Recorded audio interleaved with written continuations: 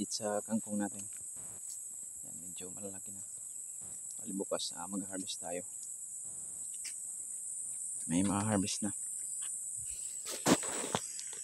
Yan. So, saktong-sakto na to. Yan po. So yung kinaganda ng kangkong mga kabukid, kasi one time ka lang magtanim. Then harvest, then after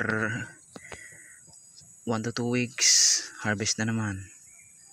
Yan po yung kinaganda ng kangkong. So bali ito yung upland kangkong.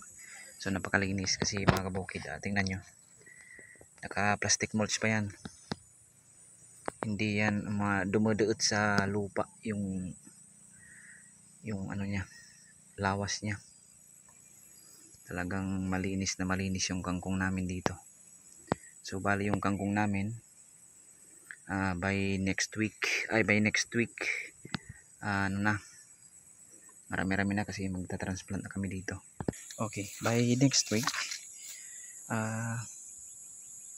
dito na kami magta-transplant ng upland kangkong.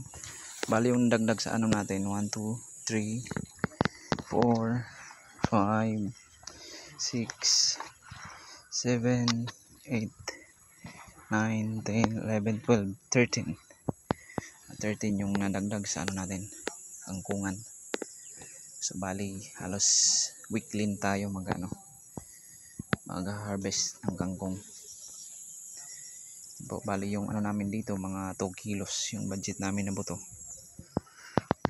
mga 2 kilos or 1 kilo kasi hanggang dyan pa tayo kasi hindi pa yan tapos. So bukas bali start na kami magbutas ng tatamnan kasi almost na to 1 week sigurado na to yung damo, sunog na. Nasunog na yung damo kasi isang linggo na. Okay, hanggang dito lang mga kabukid, thank you.